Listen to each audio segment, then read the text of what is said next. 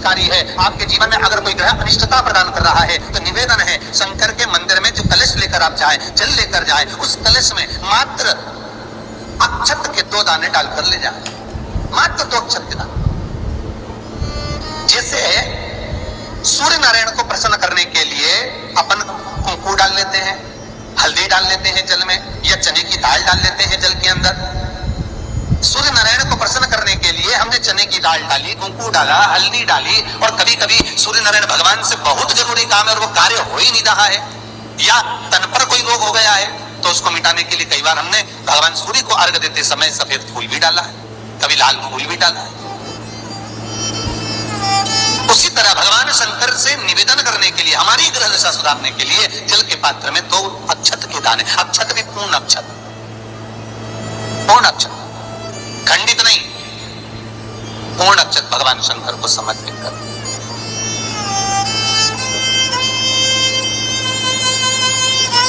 और बाबा भोलेनाथ को जब हम जल समर्पित करें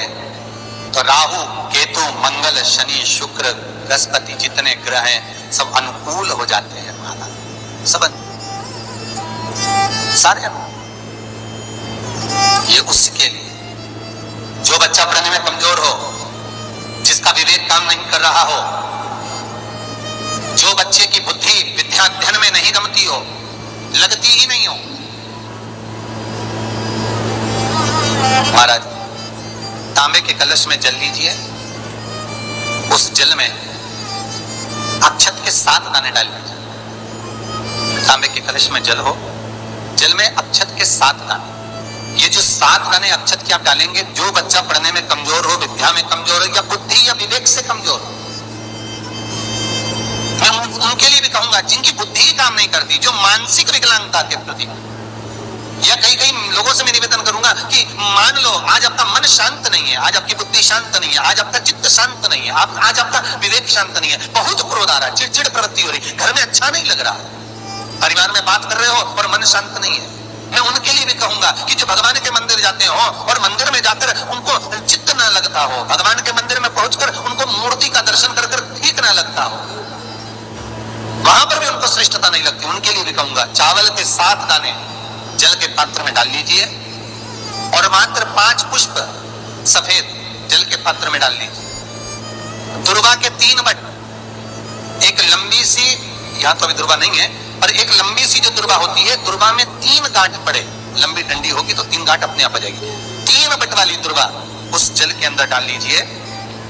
और शंकर के मंदिर में जाकर उस जल को समर्पित कर दीजिए। जल समर्पित करना है, ये वाला जो जल चढ़ाएंगे आप शंकर को, जैसे शिवलिंग सामने है और जल का पात्र अपने हाथ में है, तो उल्टा जल चढ़ाएंगे, ऐसे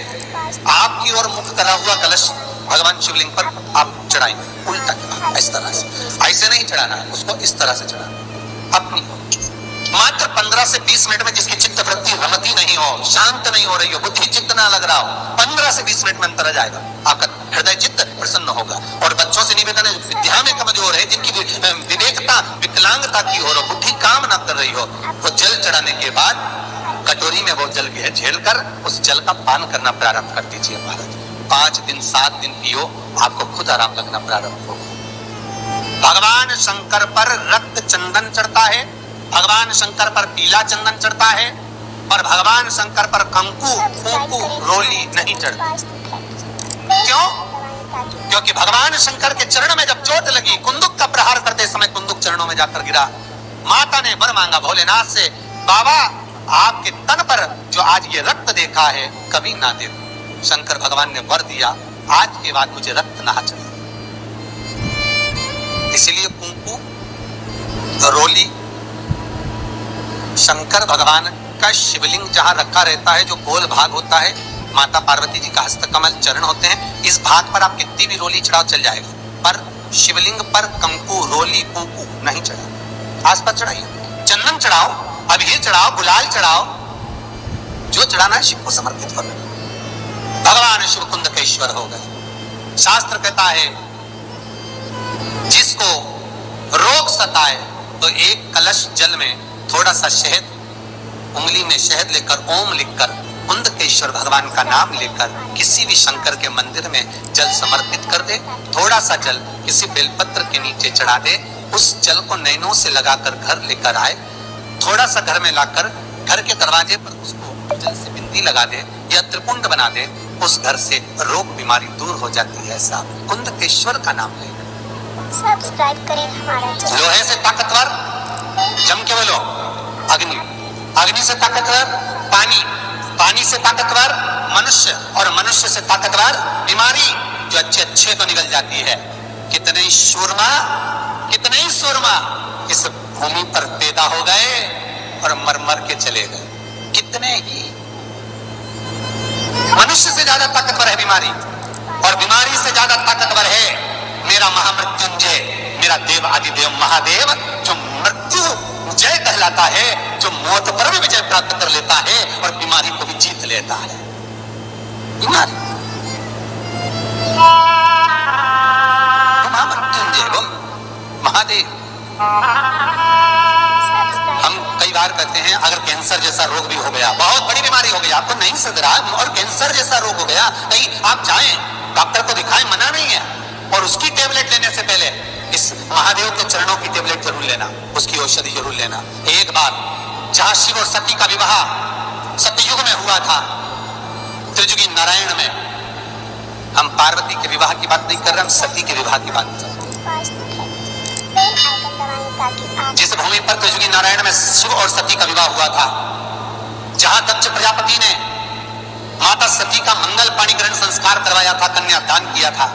भगवान शंकर और सती के विवाह की अग्नि आज तक जल रही है त्रिजुगी नारायण में। केदारनाथ जी जाते हैं, उसके पहले गौरी कुंड आता है, गौरी कुंड से लेफ्ट में 8 किलोमीटर की 10 किलोमीटर की दूरी पर त्रिजुगी नारायण है। त्रिजुगी नारायण में जहां पर भगवान शंकर और सती ने फेरे लिए थे, भगवान और शिव और सती के, जहां शंकर और सती की भावर डली थी, फेरे हुए थे, उनके फेरे लेते समय माता सती के चरणारविंद से, भगवान शंकर के चलने पर सती माता के चरणारविंद से कुंड उत्पन्न हो गए। उस कुंड का पानी बोतल में भरकर लेकर आ जाओ, और उन 7 कुंड हैं, 4 तो कुंड पास में है और 3 कुंड पीछे की ओर,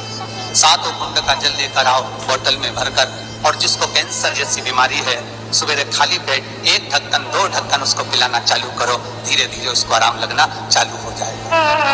दवाई लगना प्रारंभ हो जाएगा। वो महामृत्युंजय कि अपने गमले की, अपने बगीचे की, अपने गमले की मिट्टी को निकालकर उसका शिवलिंग बनाकर पूजन करो, पर पूजन करो श्रावण। पार्थिव शिवलिंग का निर्माण हो,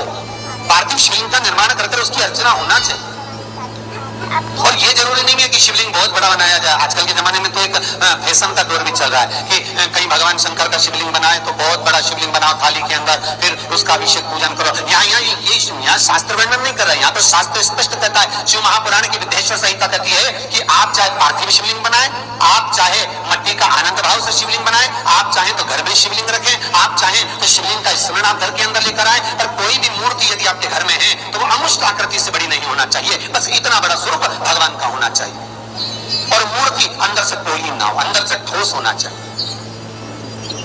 क्यों? क्योंकि जो मूर्ति अंदर से पोली होती है वो घर को पोला कर देती है, घर में लक्ष्मी टिकने नहीं देती। तो कई लोग पूछते हैं, गुरु जी अगर हम अंदर घर में हमारे मूर्ति है, पुरानी मूर्ति और पोली है, तो उसका क्या करेंगे? उसका करेंगे क्या? तो कुछ नहीं करना है, उसको कहीं रखकर नहीं आना है, उसको कहीं ठंडा करना नहीं है, उसमें केवल इतना करना कि मेन जो आता है, जो भगवान का श्रृंगार करते हैं तो उसमें जो चिपकाते हैं मेन, वो मेन उसमें आप डाल दीजिए, उसमें भर दीजिए और मूर्ति को ठोस कर दीजिए। श्री शिवाय नमस्तुभ्यं, श्री